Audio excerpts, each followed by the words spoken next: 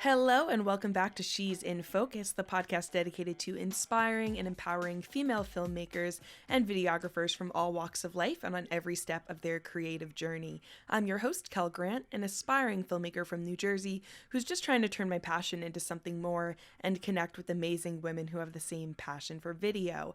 One of those being Victoria V.A. Jones, a director and filmmaker from Tennessee who started in the film industry making music videos and has since evolved to directing and producing independent short and feature films, and get this, even developed an internet radio station. She is here to take us through her whole journey. Calling in from Nashville, Victoria, thank you so much for being here. Thank you. Thank you for having me. Of course. I'm so excited to get into it. So I have here in my notes your whole story, and your journey is fascinating, and it's quite incredible, the way that you've evolved over the years. Since 2013, you've been able to produce so many projects and content, but I think it's best if we kind of go in chronological order. So I'd love to hear how you started with music videos back in 2013. So, I got done with college. I came back to Memphis. I had a cousin that was already doing music videos. And while here in Nashville, like before I moved back to Memphis, he was doing a whole bunch of stuff. And I went out on a music video with him, and I just fell in love with the process of what he was doing. And so he would start to finish. He was doing everything. He was directing. He had the video, he had the camera. He was doing the shots.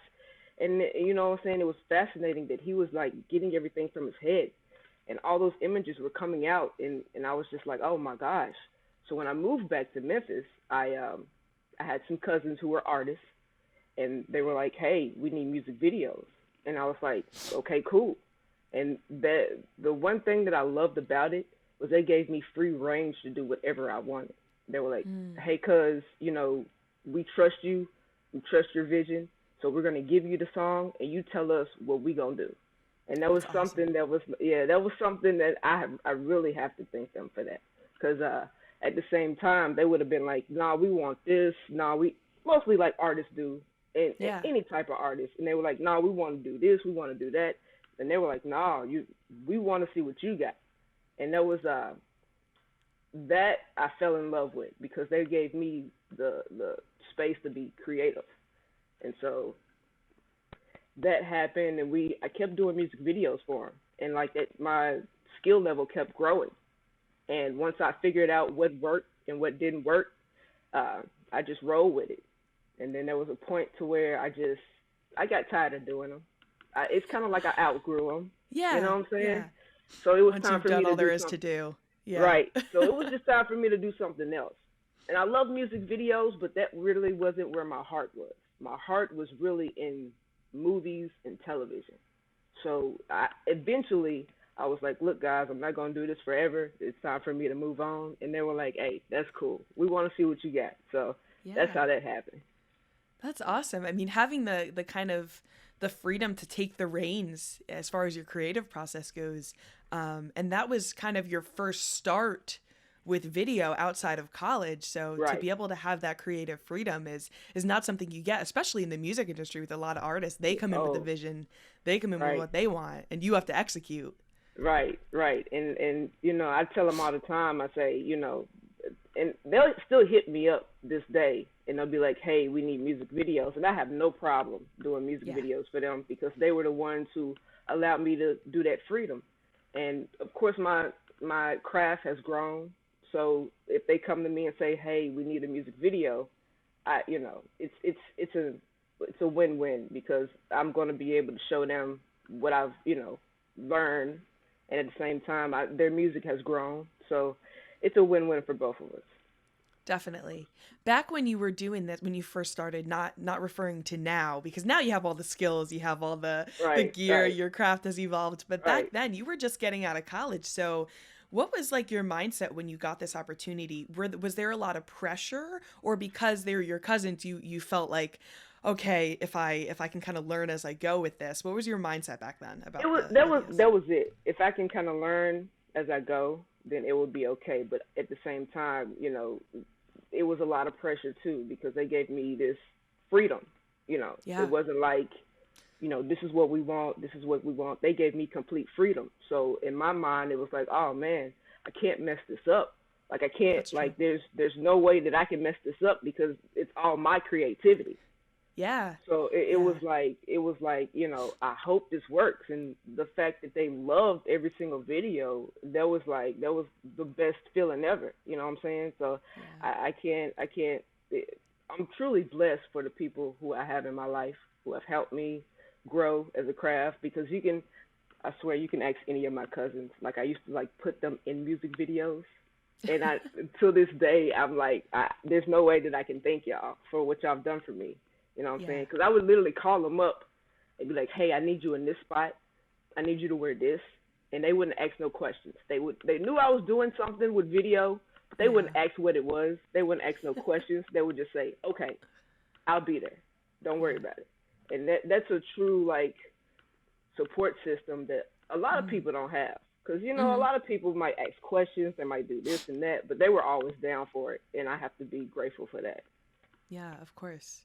Absolutely. Yeah, just knowing you have those people you can always call, too, to help with projects, or if even if you have an idea and you're like, hey, I don't want to bring this to a client quite yet or try this on my own. I want to kind of test it out with you guys. I think that's nice to have, too. Right. So you this was after college that you started doing the music videos, but tell me kind of about your video background. What level would you say you were after you went into the media program, and where did you study video production? So I went to Middle Tennessee State University. That's in Murfreesboro. It's like maybe 45 minutes from downtown Nashville. I went there. My mom was like, first I didn't know what I wanted to do. Like I always loved music. I always loved film, and I was a big pro wrestling fan when I was younger. So it was I played instruments when I was younger. I love pro wrestling and I love movies. So at one point in my life, I wanted to be a pro wrestler. That's where the name V.A. Jones came from. You know what I'm saying? So I had posters on the wall. I had all this other stuff. But I was literally looking up pro wrestling schools to go to. And my mom totally didn't want me to do that. She was totally against that. So while I was in, I went to like a community college before I went to MT. And she was like, hey, this school has a good program. And she was like, this, video production is a good thing for you to go into. And I was like, okay, I'll check it out. So when I first went, it wasn't in, you call it multicam and single cam. So single cam is like movies. I wasn't into the single cam classes. I was in multicam, where we were doing concerts. We were doing news stuff. We were doing all that stuff. I didn't really get the love for the single cam stuff until like towards the end of college. And so I took a class where we had to come up with like a short film. And I just completely fell in love with the process of that. And I was like, oh man. So it's funny because I learned how to edit after college. Like YouTube helped me out so much. And that's where I learned how to edit my music videos, because I didn't know how to edit music videos. Yeah. I could look at a music video and see the cuts and see everything and see all that, but I didn't know how to edit that. So I had to learn how to do that. And in the process of learning, like going back in the process of my craft growing, that's what I did. You know what I'm saying? So my level was like, my level was very low. Like I knew how to do the live television stuff. I knew how to do the switcher board. I knew how to do all that, a TV truck. I knew how to do all that. But as far as the editing, as far as the single cam, as far as the DSLR, like learning all that, the lenses, I didn't know none of that until I got out of college. And it's funny how that... Yeah. Go ahead. No, I was going to say that's such a common narrative, because I went to school a few years after you. And even though, we had our main focus was studio production. And if you wanted to work in a newsroom, that was the perfect program for you. But if you wanted to make independent films, or you even wanted to just get into any sort of cinematic DSLR filmmaking, there was no track for that. if you wanted to learn those skills, you had to kind of do the YouTube University kind of thing. Right, And right. find your own way. And I mean, even I graduated and I went to school for, radio and television production.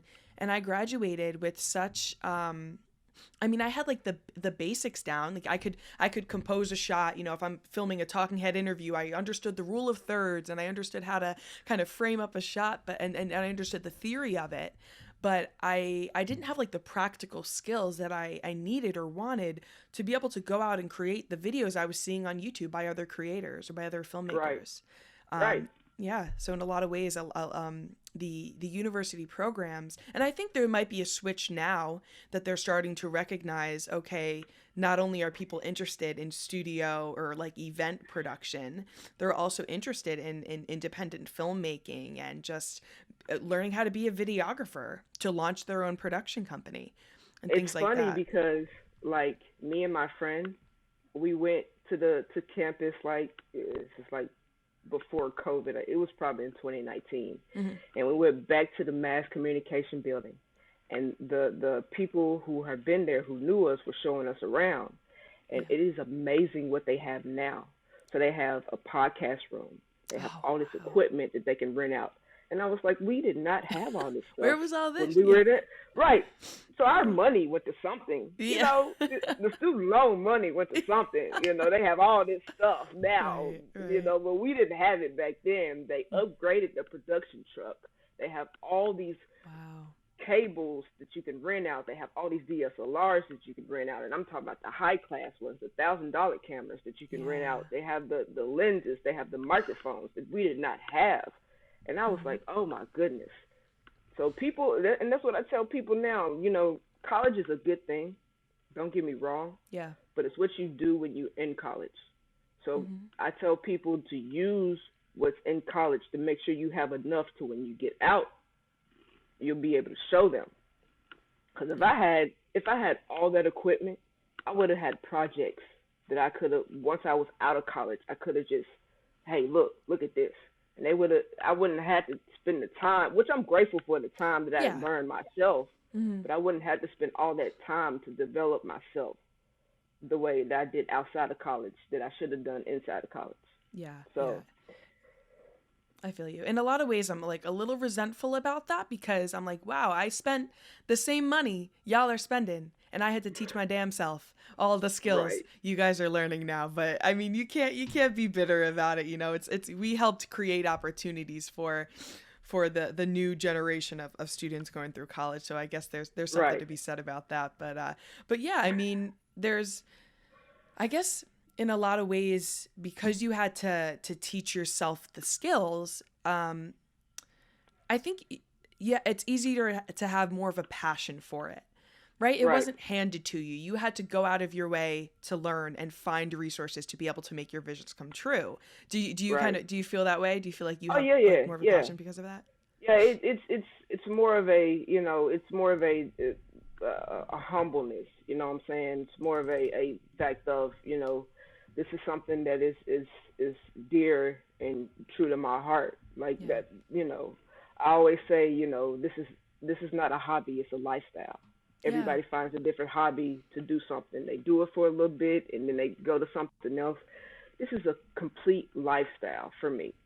This is something that I want to do forever. Like I cannot see myself working a 9 to 5. Like even though I have a 9 to 5 because I have to pay the bills, that's understandable. Yeah. But this is something that if I do it for free, I'm gonna love it to death, and I will do it for free every single day. But of course, that skill level, you got to get your coins. So yes, exactly. So what makes video such a passion of yours? What about it do you love? So growing up for me, I had a big imagination. So being able to bring those mind skills of imagination for me and bring it and put it on the canvas for other people to see what's in my head is something that's amazing to me. Usually when I write scripts, I can visual it in my head. So I can see everything that's going on in that one scene and I just write it down. Yeah. You know what I'm saying? So that's one of the things for me. I want people to see, what I see. So the fact that I can put it down on paper and then put it on the screen is something that's the best feeling in the world for me. You know what I'm saying? Yeah. So it's cool to me.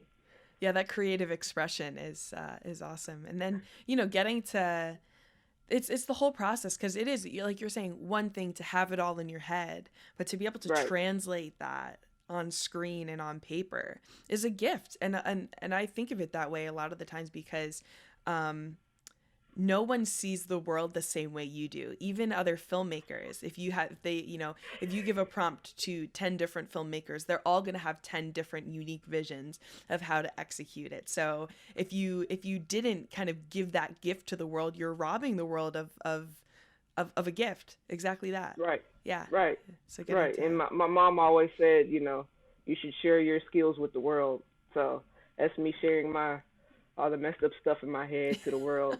And some people get it, and some people don't, but most people do get it. And I'm grateful that I'm not the only one who thinks like that. And that's the coolest thing ever. You know what I'm saying? Absolutely. Absolutely. So back in 2013, what gear were you rocking with at that point in time? Oh man.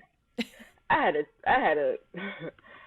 T3i, a Canon T3i. I knew you were going to say that. And I still have that camera, you know what I'm saying? And the one thing I will say is that it's not about the camera, it's about the lens. So I used to rent lenses all the time. And I would rent lenses and I would rock that T3i, and people thought that was an amazing thing.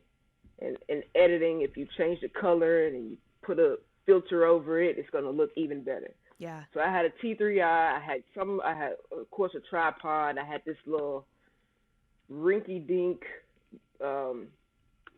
microphone that I had. I couldn't name what it was. I had a gimbal that was like sturdy enough, but I had to learn how to hold the camera like close to my chest and stabilize it with my hands, because I didn't have a good stabilizer. So that was a skill that I picked up, and people were like, "Oh man, what kind of stabilizer you got?" I'm like, "I just use my That's hands." me. Yeah, that's on me. Yeah, it's me. Yeah. So they were like, "Oh, really?" And I was like, "Yeah. I mean, it's certain things that you pick up, and you just have to roll with the punches. It's something you just have to do to make your art come to life." So that was just, yeah. Absolutely. Yeah, I mean, now cameras, like I have a GH5, that's what I'm recording on right now. The in-camera stabilization on that thing is unreal. And but other than that, like I have a T5i, the Canon T5i, that was my first camera. But even, and you're so right about the fact that it's the glass and not the camera body itself. But I noticed that if you're a skilled filmmaker, you'll make any camera work. It doesn't matter the brand, whether it's, Sony, Nikon, Canon, Panasonic, whatever model, whatever brand it is, you'll make it work because you have the foundational skills. But learning those foundational skills is the tricky part, definitely. Exactly. And that's what, somebody will ask me what kind of camera I have or this or that, and they'll look at certain stuff and they'll be like, "Man, what kind of camera did you use?" I'd be like, I use that T3i over there. You know what I'm saying? And they'll tell me what kind of camera they have, and I'm like, "Oh, that's cool." Yeah. But my stuff looked the same as yours. Right. And you paid more for that, and I still got this little rinky-dink T3i that just put a good lens on it, and it's the story for me. You know what I'm saying? Yeah. So it's you can go out and you can spend all that money, and don't get me wrong, it's good to have a good camera, because my buddy Clarence, he uses Sony's, and all the films that we've done together, he's used his Sony. We've used his Sony cameras, and they come out so good, and they're perfect and everything else, but it's more to it. It's the craft of it. It's not just the picture of it. You know what I'm saying? So yeah. Exactly. You could have a beautiful image, but if your story's shit, or if your composition is terrible, no one's gonna watch it, or no one's gonna appreciate your craft. Definitely. Exactly. So I'm very curious, because I've never produced a music video. I've never done that, and that's where you started. And I promise we're going to move on to the stuff that you do now. I'm good. But I'm good. so curious of what your process was, because you had the creative freedom. So would you get the song from them, kind of listen to it, draw out ideas, and did you kind of stage anything? Because music video production, from what I've seen, you usually have a few different locations.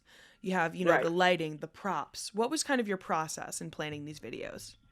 Well, of course, my process was to get the song and listen to it. Right. And I would listen to it for about maybe a week, and I would have all these ideas in my head, and then I would go down to what was how can I put this? What did I have? You know what I'm saying? Because of course I didn't have the big budgets. Of course I didn't have I couldn't get into a studio to bring a car in there or bring this or that in there. So I had to use what I had. Mm-hmm. So what we had outside locations. So if you look at a lot of my videos that I did in the past, we had these abandoned buildings that we used. Yeah. And we would go all around Memphis, and I would just try to find a building, and I would find one. Don't ask me how we got in on a couple of those, because you had all the permits, so, I'm sure. right. I had all that. That's nothing. You know what I'm saying? But I would use what I had, and so there would be times to where my ideas would be like so off the wall, and we would try it, but it didn't work out. Right. So we had to improvise.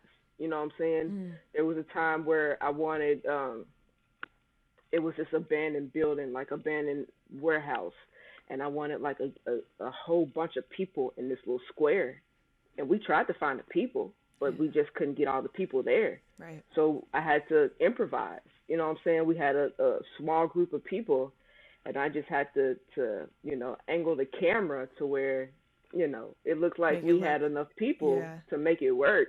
Mm-hmm. I know there was a music video that we had to where we were in this rinky-dink hotel room, and you know what I'm saying, of course it's a rap video, and they do what they do, so I had to make it look as good as I could, and we had this small amount of people, and I just had to angle the camera the best way I could to make them look massive and to make them look like these taller than life people and everything else, and it worked out. Mm-hmm. And I know it's a lot of luck on my side with those music videos, because like I said, I would plan them out, I would have this idea, but things didn't go that way, so we had to improvise. It was a lot of improvising for me. So that's all I can say about that, improvising. Yeah. I feel like a lot of filmmaking is improvisation and problem solving, because it's not what can go wrong. It's when it'll go wrong, or what will go wrong. What will go wrong? Because it will go wrong. There's never been a time where anything has gone right. Yes. There's never been a time. Exactly. And that's what I try to tell people. Like they're like, well, how did you pull that off? Something didn't go right, so we had to do something else, and the something else worked better than what I thought. Exactly. Yeah. It always pays off, and that's the thing. And that's it does. I think as one of the biggest characteristics that you need as a filmmaker is that ability to kind of move on the fly and make it work, because sometimes we get so tied to our ideas because we thought of them, we have this specific vision, but if you get too tied to it, when that doesn't work out, you can ruin the whole rest of your project if you go into it with that attitude. So I think it's a really important skill to have as a filmmaker. Yeah, it is, and that's what I tell like beginning filmmakers. I'll tell them nothing ever goes right, and of course have your blueprint, of course have everything that you need to have, but also think of a backup plan. You know what I'm saying? Because it's not going to go the way that you want it to go. Exactly. So I'm wondering. So the next thing I have here is your development of the internet radio station Win Radio. At what point did that happen in relation to when you were shooting these music videos? Is this what you kind of moved into after music videos? So, Rob, I have to give all the props up to my guy Rob, and he is the developer of Win Radio. Mm. So he calls me up one day and he says, "Hey, I got this radio station. It's at the beginning stages, and you know what I'm saying, I need some help. You know what I'm saying, I want you to be a part of the team." And I was like, "Let's go for it." And that was the end of that conversation. Yeah. So we first started with a show that I produced called Indie Tracks, where it was a music video show, and he came up here to Nashville. We shot some episodes. We shot some episodes in Memphis, and that was like the first run of it. And then I loved that because he also gave me creative freedom. So that was another thing. And another thing I will say is being in an industry full of men, it is very hard to get your creative side out because they'll shut you down. Yeah. So I have to give props to the men who are behind me, who give me the creative freedom to do all the things that I want to do. And he'll call me up and he'll say, "Hey, VA, you know what I'm saying, what you got for me?" And I'll tell him my ideas, and he'll be like, "All right, let's do it. No problem."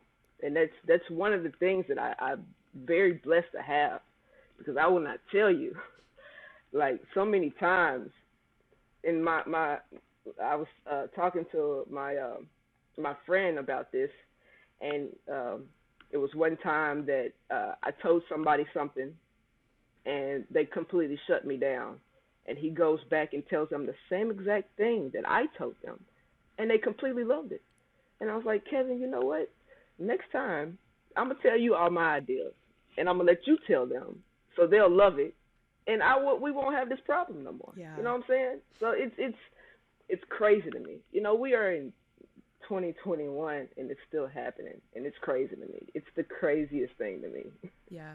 But you got to roll with the punches. You know what I'm saying? Exactly. I mean, that's the whole reason for the creation of this podcast.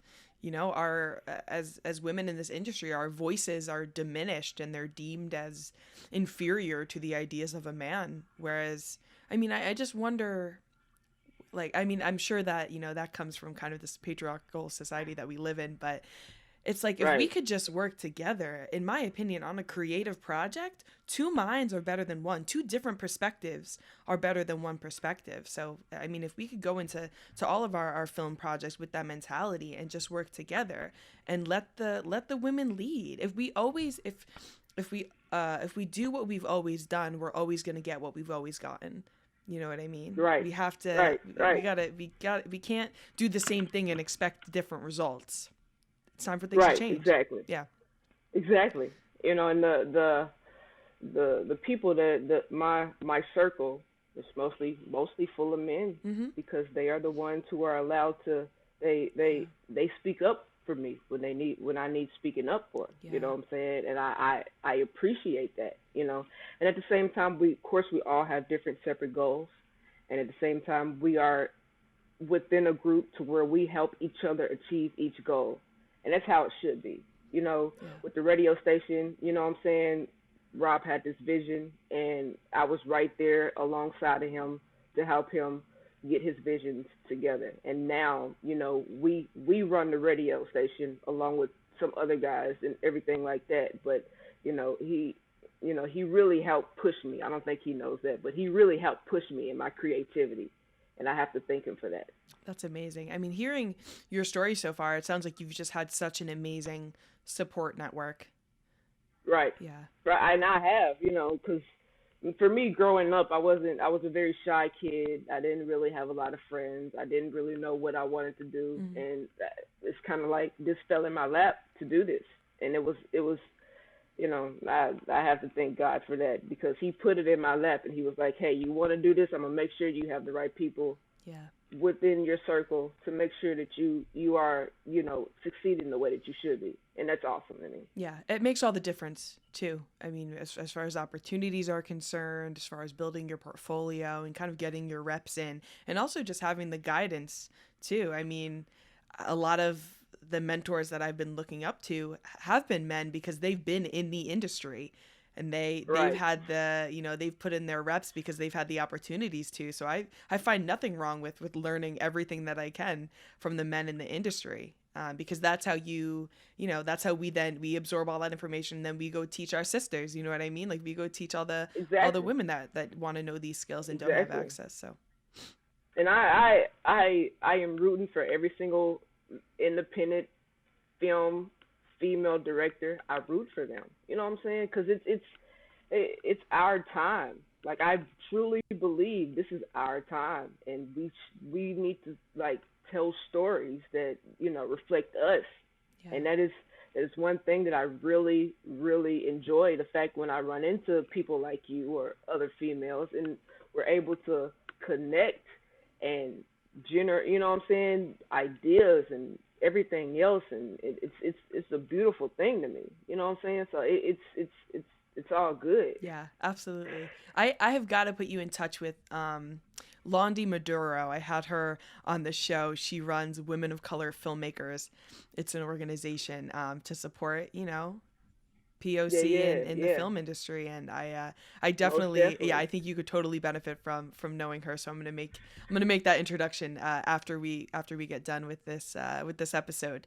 But so let's talk about Win Radio. So you got on there, you started producing that music video show. How has that progressed since you started? So it's progressed a lot. Mm-hmm. So we've progressed from that. We're about to do a season 2. So of course that's about to be bigger and better. Yeah. Better graphics, better everything, host and all the other good stuff. Mm-hmm. So we also interview artists. We also have podcasts. We also have showcases that we do. We have a lot, and we have a team, and every single person on that team is awesome, and they're valuable, and they have good ideas, and they go to work. You know what I'm saying? They hit the ground running. Yeah. And they bring in content that's awesome, and they make these connections that are awesome. And what people don't understand is when you're building from the ground up, of course you're gonna have times where things are not gonna go through. You're gonna have times where it's just not gonna work out. But you have to keep going. You have to keep growing. Yeah. And once you realize that, that you'll never stop. So like I told you before, my friend Kevin and I, we're about to go do an interview after I finish this with an artist, an up-and-coming artist. So we focus on all indie artists, of course, and we interview them. We play their stuff on the radio station, and we promote them. And that's just a platform that we have that we can help independent artists rise to the next level. Yeah. You know what I'm saying? And that's another good thing about it. Everybody's helping everybody. The artists are helping the radio station's helping the artists, and that's a good thing for everybody. And that's just another platform that's just amazing. Yeah, absolutely. It definitely sounds like it. And I know that you have a role at the radio station. I believe your title was you oversee all the visual content for Win Radio. Right. But it also, I saw that your first short film is also featured on that. I believe it's called Before the Night Ends. Is that right? Yeah, Before the Night Ends. I actually wrote that. I wrote that. I think it took me like 3 months to write it, even though it was short. Mm-hmm. But I was just being lazy. That's all that was. I had it in my head. And, of course, I had it in my head. I wrote it down, and it was there. And the next process for that was finding the actors. Mm. So I had my friend Landry was an actress, and I was like, hey, I got this script. I don't care about nothing else. I need you to be the female lead. Yeah. And she was like, okay. And that goes back to people just saying okay, yeah, and not asking me questions, yeah. And so she was like, okay. And then Rob was like, hey, I got this actor who would be perfect for this role, and had him, and they worked, their chemistry together was just so great that it was cool. So we shot that within a day, and we were able to do that, and it worked so well, you know what I'm saying? And that was actually our first film that my production company, VA Jones Films, Indie Visions, and C. Scott runs. Mm-hmm. all three of us, we just combined together and we made that happen, and it came out pretty well. And if you see that film, I also put my two cousins who music videos I used to do for them. I put them in there, Yeah. and they were like, I called them. I said, "Hey guys, I need you to do a scene for me," and they were like, "All right, where you need us to be at?" And I Right, was right. like, "All right." They're there, no And that problem. worked out. No questions asked. No problem. No questions asked. That's awesome. And that's the scariest thing sometimes for me, that people believe in me so much that, in my opinion, I don't want to let them down. Yeah. So when somebody says to me, "Oh, we gonna be there," there's no questions asked. That's a good feeling, but at the same time, I just want things to go right, because I just don't want to let them down, Yeah. because they believe in me so much that it's crazy to me. Yeah, absolutely. How does that affect your confidence? Because you've had the support, from when you first started in the industry, really. So, because I know, a lot of women entering this space, they feel this sense of like imposter syndrome all the time. Like, I don't deserve to be here. I'm not good enough to be here. Has that kind of external validation and reinforcement from the crew around you, has that helped your confidence at all? Oh, most definitely. Like I said before, when I was younger, I didn't have any friends, and I was real shy, and I thought I was the weirdest kid ever. You know what I'm Right. saying? So I found a group of people who are just as weird as I am, Yeah. and it made my confidence like so much better, and it made me feel so much better about myself as a person, as a Yeah. woman, at the same time, because being a black female in an industry like this, Yeah. sometimes, like I said, not just being a woman, being a black Hmm. woman, it's hard. Yeah. It's hard. It's hard. It's hard. It's hard. And then, you know, guys will look at you crazy and they don't want to listen to you. They want something else from you. They don't really want to pick your Yeah. brain. You know what I'm saying? And it's just, there are times where I think to myself, this is not real. All this stuff that I have achieved, which I'm still at the bottom. I've not achieved what I really want to achieve. Yeah. I've done a lot, yes, Hmm. but I'm not where I want to be. And there's times where I'm just like, I do get depressed Yeah. because of where I want to be. I'm not there, but then I have people who remind me of all the things I have achieved, Yeah. and they're like, there's no reason for you to feel like that, because look at all the stuff that you've achieved. Look at all the stuff you got your name on. Yeah. I've won awards that I can't even remember the awards that I've won. Right. But they'll be like, you've won certain awards. You know what I'm saying? I just we did there was a film I was a DP on this past December, called Election 2020, Mm. and my friend Flo hits me up and she's like, "Hey, I have this script and I want to do this," and we just won awards for Wow. that film, and I have to remind myself of, you know what I'm saying? You can, it's a lot. I've done a lot, and it's good to have people who remind you of that, because you do get in your Yeah. head, you do have self doubts, and that's just being human. There's nothing wrong with that. And so it's like I said again, I'm blessed to have those people who remind me, and they see my greatness. And that's the crazy thing. You never see your greatness.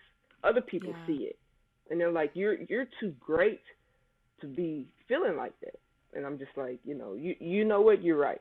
And then I have to bounce back into who I am and bounce back into their workforce of mentality of doing things that I need to do. You know what I'm saying, to achieve those next goals. Yeah, absolutely. And especially in a creative field, it's so easy to get bogged down with the negativity because creative arts, they're so subjective. You could put, what you believe is your best film out there, and there are people that'll tear it to shreds.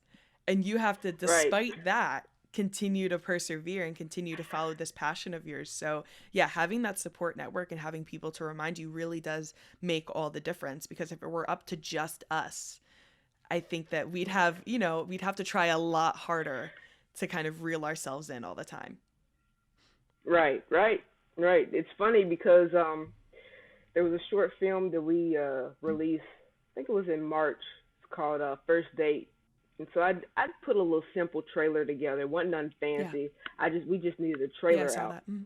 So I put it up on YouTube, and it got like 100.5K views or something like that, I think. And there was a comment under there. This guy was like, trashing the trailer, and my friend was like, no lie, and my friend was like, he tries to look him up, and he's like, yeah, he's Yeah. nobody. It's So never anybody. The fact that you, I'll tell you that. right, and he was like, the fact that you have somebody trashing your stuff, he was like, you made it to another That means level. you're doing something So right. you should be happy. Exactly. Right. Exactly. Right. And that's how I had to think about that. Because at first I was like, oh, damn, for real? Like, they trashing that? And he was like, well, just take it as a win. Yeah.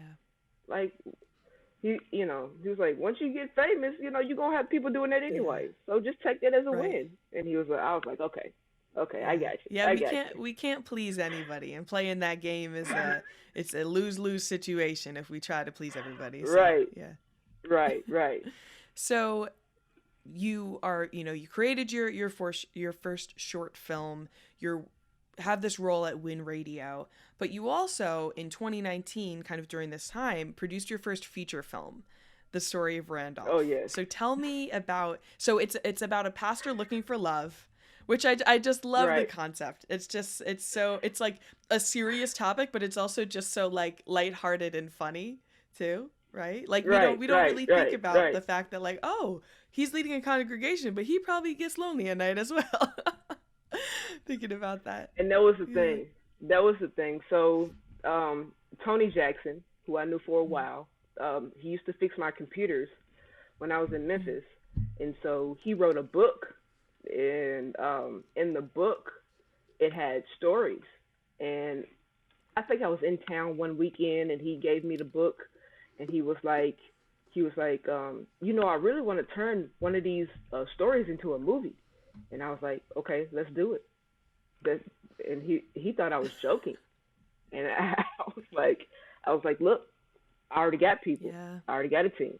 We can do it. There's no problem with us doing it. And I called up my friend Clarence, and I was like, hey, this is an opportunity for us to really show our skills, because he wants to turn this into a feature film. Yeah. And Clarence was like, all right, let's do it. That was it. So Tony already had the actors. He already had the locations. We just had to come in and bring it to life. And so Tony was like, hey, I want you to direct this thing. And I was like, all right, we'll see, because this is my first feature film.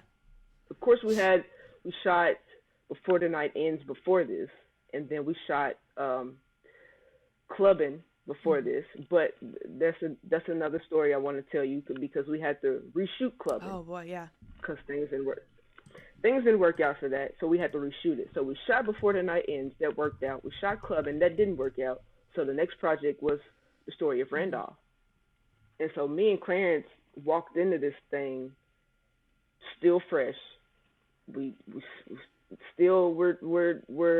beginners, and we had a lot to figure out. So we shot this, and we put it together within 6 months, a 6-month time of for a feature film.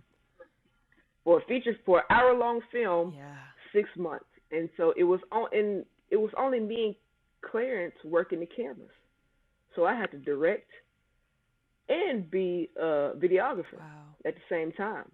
So, of course, I'm reading the script and doing this and trying to figure out the shots. And while doing that and while directing people, I had to be behind the camera. And something for a first time project like that, it was a headache at one point for me, but at the same time, we learned a lot. So we grew as creators after that project, and I'm so happy that everything worked out. I'm so grateful that everything worked out. We had a premiere for it. People loved it. And of course, when you watch it, of course, you're going to be like, certain parts are this and certain parts are that. And the audio was off at some points, but we were learning. And that's what I had to tell my friend Clarence. I was like, listen, we were learning as we went along. Yeah. And that's you have to give yourself props for Of that. course. You know what I'm saying? Because now we know. And that's the best learning for me is failure. Yeah. So at certain points when we failed at certain things, we learned from them. And I was happy at that. And the fact that people liked the movie, that was just the more happier I was of the fact that people liked the movie. Yeah. You know what I'm saying? And to this day, I have to thank Tony. And at the same time, if I didn't go visit him that day and walk in there and have a conversation with him, that movie probably wouldn't have happened. I have to. It's just I have to thank Clarence, the fact that he edited that movie, and he put all his skills into editing that movie and making it a good creation. And the actors and the stand-ins and everybody who's a part of that film, they brought it to life. It's not just the director; it's everybody involved in it, and everybody did a good job. And I'm just grateful for that. Yeah, absolutely. And you have to start somewhere too, like you said. I mean, you are better as a filmmaker, as a person, for having just created something and went and done it. And now you have, this great film that's a mark of progress, because, as you continue, each project after that can only get better. Yeah. Right. And sorry, VA, go ahead.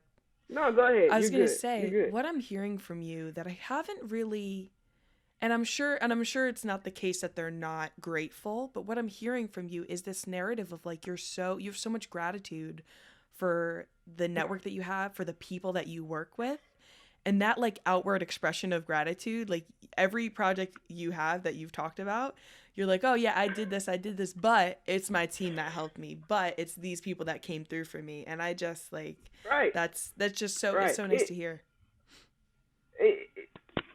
Cause I've watched interviews with people who are, stars and stuff like that. And they don't really, it's not always them. Yeah.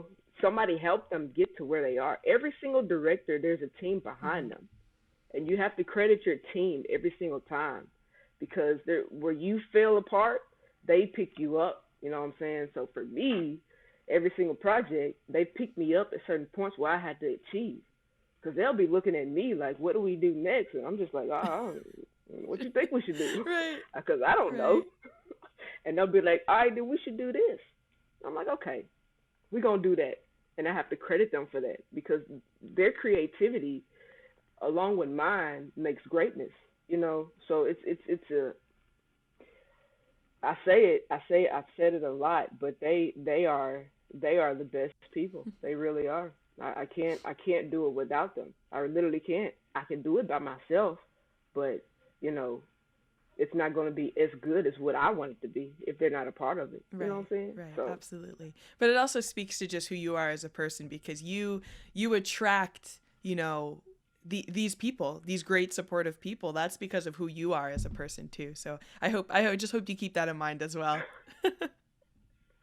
I've been told that. But being who I am, I halfway believe that and halfway do, because you know what I'm saying? It's just, I know my creativity, you know what I'm saying? Like I said, people have to tell me how good I am. So sometimes I forget that. Right. So it's just part of the whole process of being in your head. That's all it is. It's nothing too much, Yeah, definitely. So tell me, you had this great yet probably stressful opportunity to create your first feature film, but let's backtrack and tell me about Clubbin' and what happened with that. So, with Clubbin', my friend Clarence wrote that. He wrote that back in college, and what's crazy about that is Clarence, Kevin, and myself all went to Middle Tennessee State University, and we met at school, but we all didn't know we were from Memphis until afterwards. And that's the craziest thing about that. I just had to tell that story because, we're all creative in our own ways. And we met in college. We didn't meet in Memphis. And so Clarence wrote that script. He wrote it back in college. And we just we needed something else to up our skills, and so we shot that, still being amateurs. And so what happened was all this background noise, people talking, that was all in the film. So you couldn't go in editing and remove the people who were talking in the background. So there was nothing that we could do with that footage but reshoot it. Wow. So we had enough people. We had a house packed full of people. So we had all the actors. I called my cousins up and they came in and they were in the film too and stuff like that, but it didn't work out because of the audio. People talking in the back. Yeah. We couldn't fix it. So we had no other choice but to reshoot it. At that point, did the thought ever cross your mind, like, we got to give up on this idea?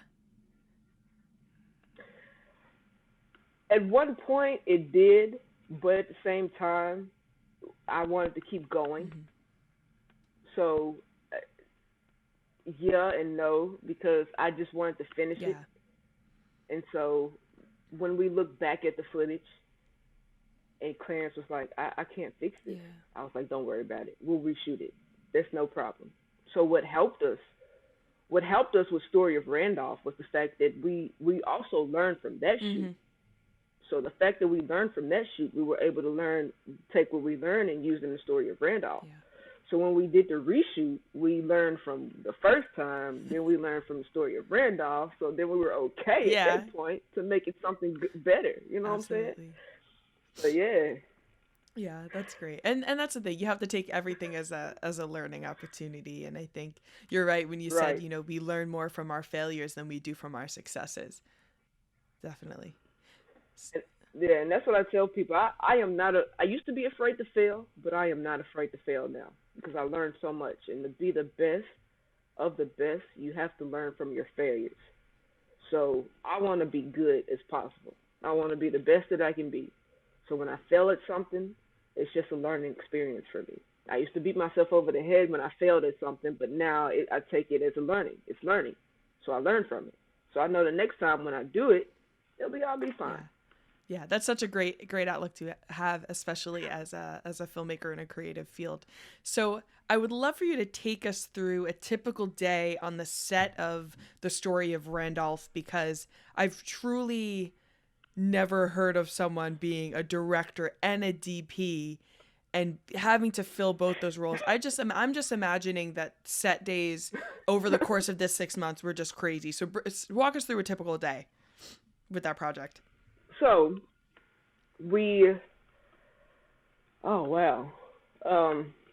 typical day. So I would get on set. I would have a shot list in my head, and of course it didn't work out because things don't work out. Yeah. So we would have to rearrange stuff. So what I do first is what helps me out is I have a rehearsal. So we will go over the scene, and that doesn't just help me, that helps the actors, that helps everybody else. We will go over the scene first. We'll probably have 2 rehearsals of the scene, and then we'll shoot it. So when I look at it, I'm be like, okay, we need to get a shot of that. Okay, they walk that way. Okay, let's try to redo this over here. This is another shot that I need right here, and it would just help me. So when I yell action, and I would be behind the camera, the thing that Clarence and myself have with ourselves is we have this chemistry of we don't have to tell each other a lot of things. I will say one thing to him, and he'll say one thing to me, and we know exactly what we need. And I don't have to check with him, and he doesn't have to check with me. We know what kind of angles we need. We know what's going down. And once we hit record, that's just it. You know what I'm saying? So we would shoot that one scene, and I would look at him. I'll be like, "Are you okay? Do you need another shot? Are we good?" And he's like, "I got it." And then he would be like, "Same with me," and I got it. All right, let's move on to the next. Because if you, I'll send you a link to the film so you can see it. But there's a church scene, right? So we have a full church, church. We have the choir, the actors up there preaching. We have people in the pews, and like I said, it was only Clarence and myself behind cameras. And so we had to get shots of the choir. We had to get shots of the people in the pews. And so it was that whole process of I had to go back in my head and visualize it of what I needed in the church and everything else. And I'll be like, hey, I'm going to get this shot. He's like, hey, okay, I'm going to get this shot. And we just went back and forth, and it worked. I cannot tell you, I don't know how it worked. But it worked. That's so funny. What would you say was the biggest challenge about that film? Was it the fact that there was just two of you? Because it sounds like your chemistry worked out and you made it work. Was it because there was also a lot of locations? What was the biggest challenge with that one? The biggest challenge for us was the audio. Okay. That was the biggest challenge. Visually, I wasn't worried about that. Visually, that was fine. But I'm not an audio person. I know how important audio is in a film. I know how that can make or break a film, audio. So that was like, I was really like trying to find out the best way, because in the church we had a boom mic, but of course we had to get a massive choir. We had to get the audio from the massive choir. And it wasn't massive, but it was enough people, you know what I'm saying, that I was worried about the audio. I was worried about, there's a scene to where we were in a restaurant. I was worried about the audio because at the same time, we had permission to film in the restaurant, but we couldn't tell the paying people in there that, oh, no, y'all got to be quiet. Like, we doing something over here. So that was another problem. So we had to figure out that. So we had to go back and do voiceovers for that restaurant. Wow, okay, thing. yeah. And so it was, for me, it was the audio. Like I said, visually, I had it down. There was like a couple of shots that I wish we could have went back and did and stuff like that. But having two cameras, it came out well. You know what I'm saying? I know it could have came out better if we had more people. Right. But, like I said, you got to use what you got. And that was, we made Definitely. it happen. Yeah, absolutely. And so what was the biggest lesson or takeaway that you took from that experience? You mean Sorry, what was your biggest takeaway or the biggest lesson that you got from that experience? The biggest lesson that I've learned was that make sure that you have a script, because we had a script. That's one thing that I didn't tell you. We had a script and we used like the beginnings of it, but we didn't go by the script. So it was a lot of stuff that that was just off the books for us. So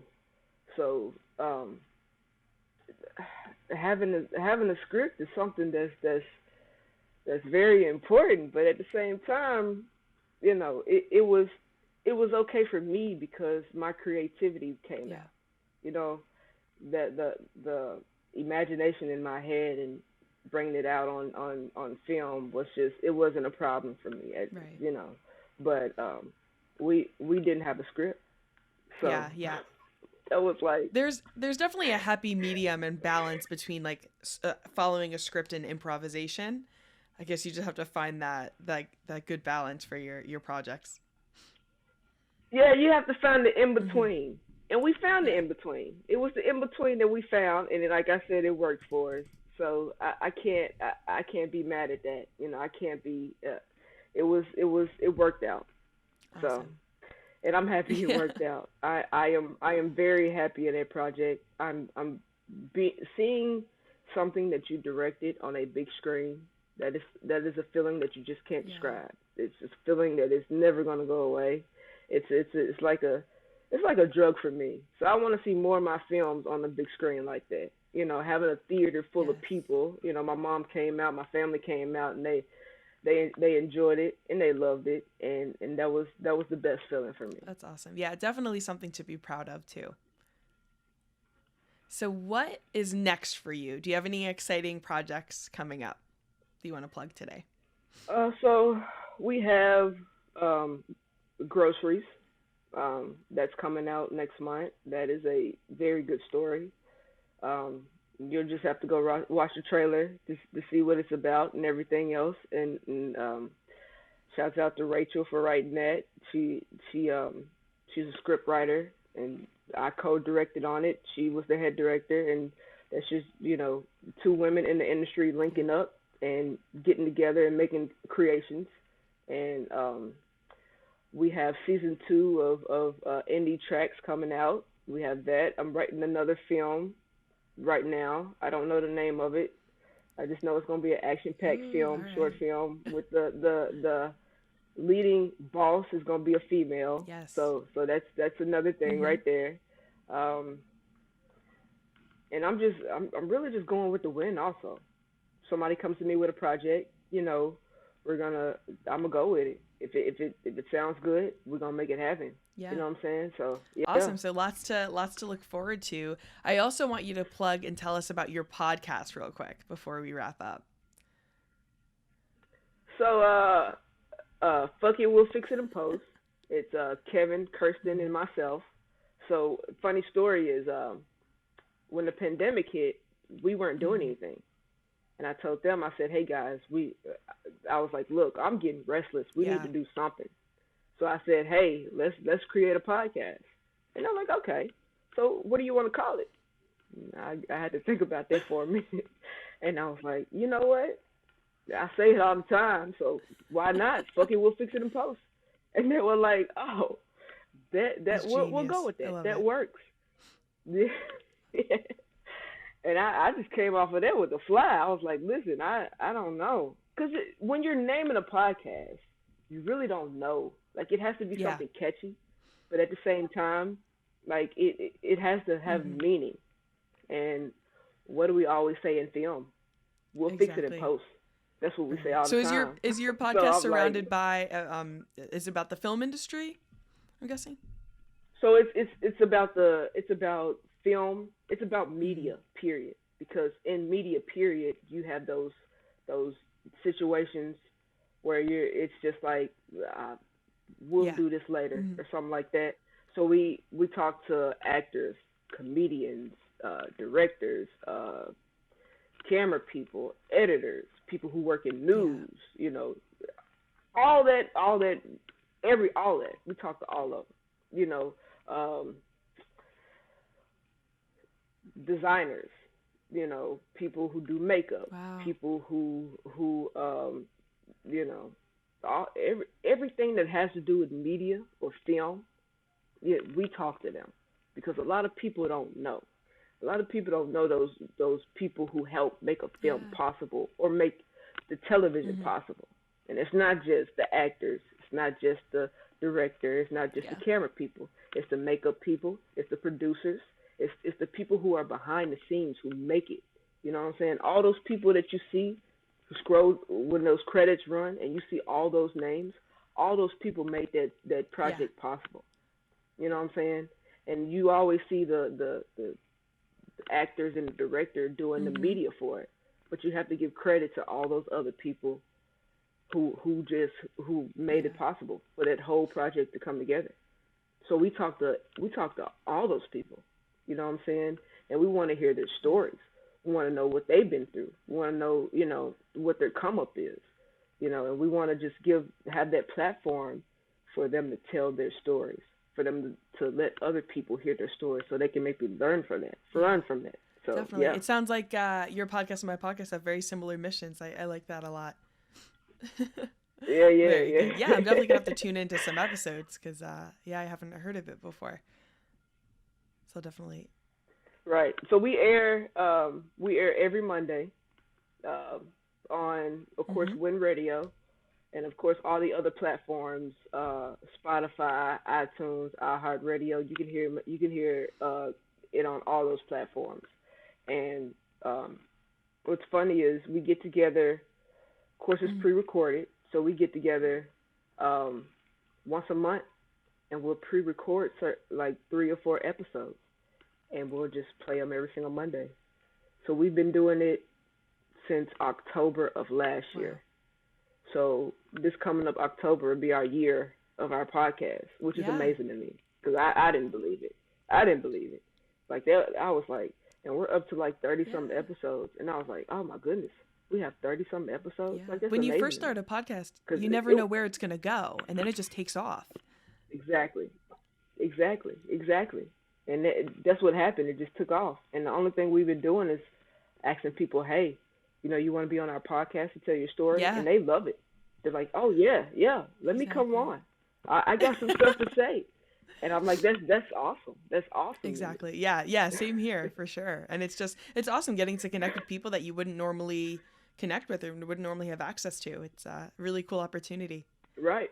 Plus, it's a way to stay sharp and that's another with your flexing that creative muscle still, right?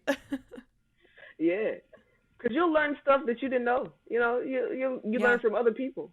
I learn from other people when we have a podcast all the time, and hearing their stories and everything else it's just mind blowing to me, because I thought that I had it rough, and their upcoming was like totally different from what mine was. You know what I'm saying? And they're seeing what their passion was that got them in the film or got them into the media that they're in. It's just another cool thing to me. You know what I'm saying? Definitely. So, yeah. Well, I'm so excited for everything that you have coming up and to tune into the podcast for sure.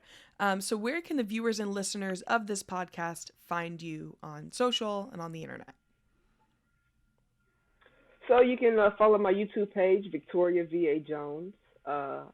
Facebook is Victoria VA Jones. Twitter, Victoria VA Jones everywhere, I'm hearing. Everywhere except for Instagram. So Instagram is VA_Jones film. Perfect. Is what that is. So yeah, check me out, and you know what I'm saying, at the same time, if you want to collab, anybody out there, if you want to collab, just hit me up, and I'm game for it. Amazing. So what is one way that you think that the viewers and listeners of this podcast can support you as a filmmaker? Just go and click on my stuff and like it. Spread the love. Subscribe to my YouTube page, and get those numbers up so some important people can probably look at me and give me a deal or something like that. I always said that I would love to work and do a Lifetime movie, just to do one. Right. You know what I'm saying?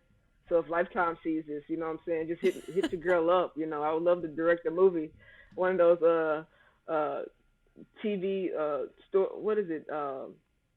Taken out of the headlines for TV, something like that. Stories that they do on Lifetime sometimes.